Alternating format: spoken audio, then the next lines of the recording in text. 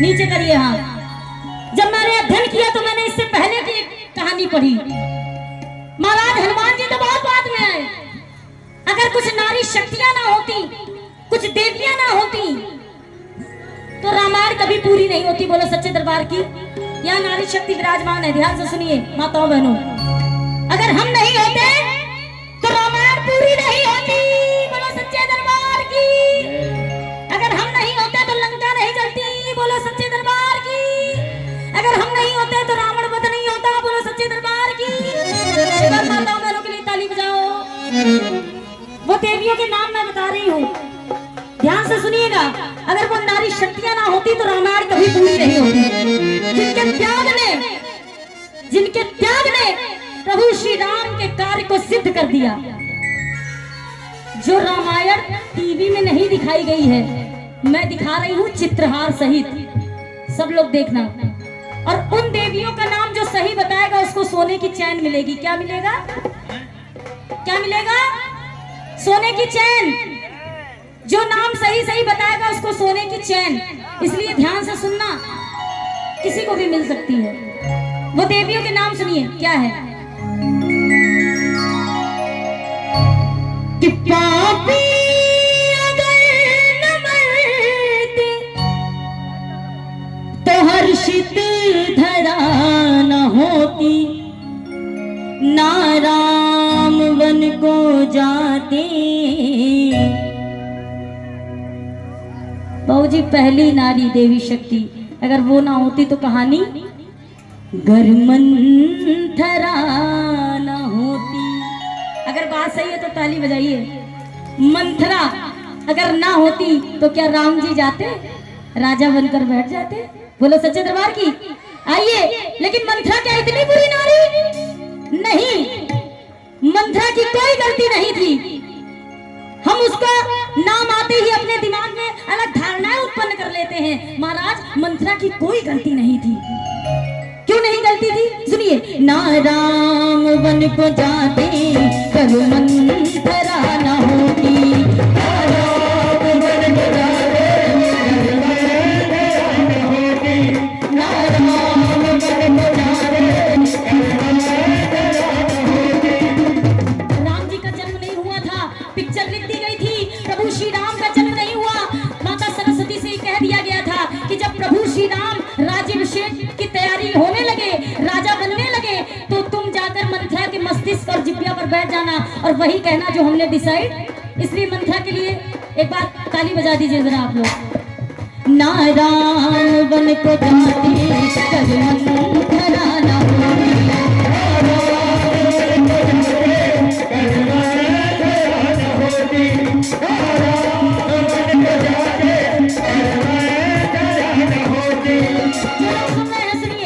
दूसरी देवी कौन?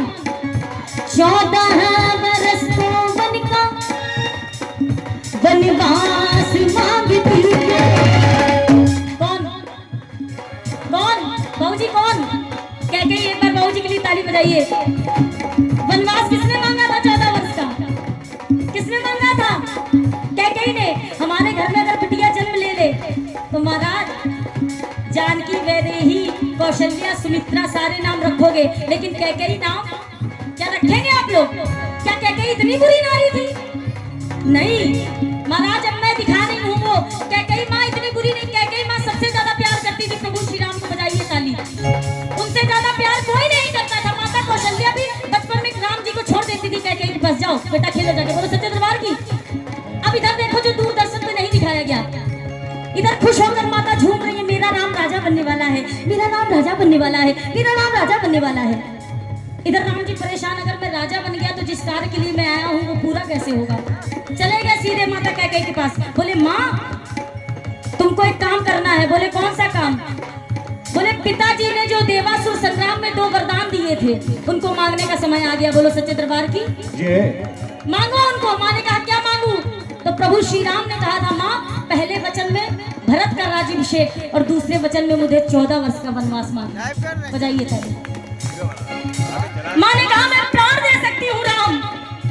इतना बड़ा संक्षेप में सुनिए। हर माँ चाहती है कि उसके बेटे का नाम उसके परिवार में नहीं, उसके मोहल्ले में नहीं, उसके प्रदेश में नहीं, उसके पूरे देश में नहीं बल्कि पूरे ब्रह्मांड में सम्मान के साथ लिया जाए। माता कैकेयी ने सोचा अगर मेरा राम राजा बन जाएगा तो केवल राजा राम कहलाएंगे, लेकिन राक्षसों का वध कर देंगे तो प्रभु श्री राम कहलाएंगे। बजाइए 14 बरस को बनिका वनवास मांगती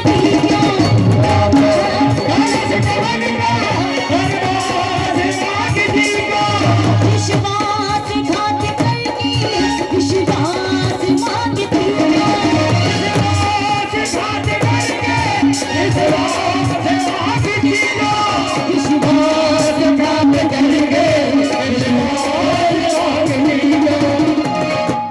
कितनी हो गई देवियां, कितनी हुई?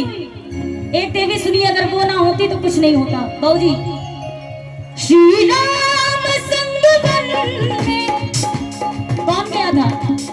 आजकल की हमारे जैसी धर्म पत्नी हो महाराज तो हम कहेंगे तुम्हारी मम्मी ने तुम्हारे पापा को वचन दिया, हम क्यों जाएं? हम मैके चले जाएंगे, हम मैके चले जाएंगे,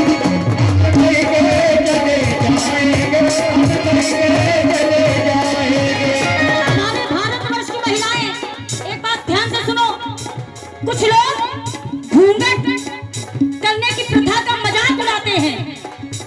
ध्यान से सुनो माताओं बहनों, हमारे धर्म में घूंघट करने की प्रथा कब से प्रारंभ हुई ये हम नहीं बताएंगे वरना डंडा लेके भगाओगे, लेकिन हमारा सनातन धर्म में घूंघट करने की प्रथा थी ही नहीं। माता सीता ने पिंडदान किया है अपने ससुर जी का, बजाइए ताली। माता कैकेयी युद्ध करने जाती थी अपने पति के साथ, बजाइए ताली। ये घूंघट करने की प्रथा क्यों चालू हुई ये हम नहीं बताएंगे, फिर कभी मिलना हो तो बताएंगे। बोलो सच्चे दरबार की। ये घूंघट करने की प्रथा जब से मुगल आए थे तब से हुई थी, बजाइए ताली।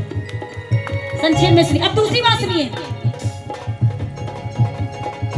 रघुबर का रूप रख के, उत्तर देना बच्चों, ना ब्याह करने आती, रघुबर का रूप रख के, ना ब्याह करने आती। शादी करने कौन आया था राम जी से? कौन आया था? सीता। वन में कौन आया था शादी करने के लिए राम जी से? बताइए माँ जी। सूप नखा। सूप नखा को सूप नखा क्यों कहा जाता है? बताइए बताइए, आप बताइए, बताइए जल्दी बताइए, बताइए बताइए। सही बात है, एक बार ताली बजाइए हमारे महाराज जी के लिए। कुछ लोग कहते हैं नाक, नाक नहीं, सूप नखा मतलब नख, नाखून, जिसके बड़े बड़े नाखून वही सूप नखा। आजकल घर घर में सूप नखाएं घूम रही हैं। बोलो सच्चे दरबार की। रघुबर का रूप रख के न ब्याह करने आए,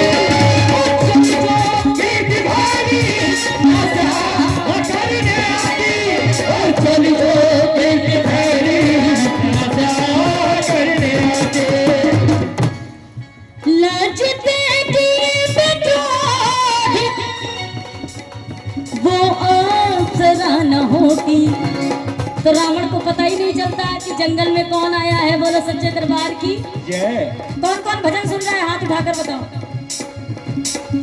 अब आखिरी की लाइन आपके दिल को छू जाएगी।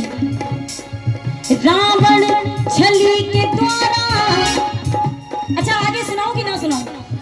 महाराज सुनाओ कि ना सुनाओ? बहुत अच्छा सुन रहे हैं आप लोग, इसलिए दिल कर रहा है। रावण छली के द्वारा सीता हरण न होगा, प्रभु राम नहीं मिलते बाली मरण न होता, श्री राम नहीं मिलते बाली मरण न होता। पूरे पांडाल से मैं ताली चाहूंगी, ये लाइन सुनिएगा। रामायण संपूर्ण होती, रामायण संपूर्ण होती, जो मां अंजना न होती। बोलिए अंजना मैया की। अंजना मां कौन? हनुमान जी की मम्मी। माताओं बहनों, याद रखना हमारा घर हमसे ही 90% चलता है। बेटा नीचे होके बैठ जाओ, बाबूजी कह रहे हैं बैठ जाओ। मैं क्यों कह रही हूँ, भजन करिए आप। हनुमान जी की छोटी सी आयु में ही अंजना माँ ने पूरी रामायण सुना दी। जब हनुमान जी ने पूछा मम्मी इसमें हनुमान जी का रोल किसका रहेगा, तो माता ने कह दिया हनुमान तो तुम्ही को बनना है। बोलो सच्चे दरबार के। माताओं बहनों, जैसा खाओगी अन्न वैसा होगा। आज जागरण में आई है तो यहाँ से जब जाइएगा तो एक काम करिएगा, आज से जब जब भोजन बनाइए आप तब तक भगवान के नाम का चिंतन करेंगे। बजाइए ताली। कौन कौन करेगा? कहते जैसा खाओगे अन्न वैसा होगा। आजकल की माताओं बहनों क्षमा करना, जब हम लोग भोजन बनाती है ना, मुझे मुंह इसका मुंह, पापा तुमने कहाँ शादी कर दी, हमारे तो कर्म फूट गए, भगवान इसको उठाने, इसका मुंह चल रहा। दूसरों के प्रति कुविचारों को रखकर जब भोजन आप बनाती हैं और वही भोजन बच्चों को खिलाती हैं, तो वही बच्चा बड़े होकर कहता है get out from here, this is my घर। महाराज ये कर्तव्य, हमारा घर हमसे चलता है। ये लोग तो धन कमाते हैं और धन कमाकर हमको देते हैं और हम सारा दिन, याद रखिएगा अपने बच्चे को मोबाइल अवश्य दीजिए, लेकिन मोबाइल देने से पहले आप उस मोबाइल को चलाना सीखिए। अगर आप मोबाइल को चलाना नहीं जानते हैं तो अपने बच्चे को मोबाइल बिल्कुल मत दीजिए, क्योंकि उसमें एक बटन ऐसी होती है जिससे सब इरेज हो जाता है, साफ हो जाता है, डिलीट हो जाता है। अब आपका बच्चा क्या देख रहा है, किससे बात कर रहा है, आपको पता ही नहीं चल रहा है। फिर हमारा लड़का नालायक हो गया। भाई साहब प्रोग्राम में अगर वहां भगदड़ मच रहा है, सबसे पहले माताएं मैंने भागती हैं। क्यों? क्योंकि शायद कहीं ना कहीं इनको अपनी परवरिश पर विश्वास नहीं है। ये सोचती हमारा लड़का तो नहीं है यार। माता अंजना को इतना विश्वास था, लंका जली नहीं थी और माता अंजना ने कह दिया रावण को समझा देना, अगर ज्यादा टाय टाय टाय टाय किया तो लंका भी जल जाएगी। और जैसे ही माँ ने कहा उधर लंका जल गई। बजाइए, ये विश्वास होना चाहिए आपको। एक लोगों ने मुझसे कहा सुंदरकांड का पाठ कराना है, मैंने कहा कर देंगे। फिर फोन आया, कहने लगे रामायण का पाठ कराना, हमने कहा कर देंगे। तो हमने हम मूंगफली नहीं बेचने वाले, बैठो चुप है। हमने कहा क्यों करवा रहे भैया?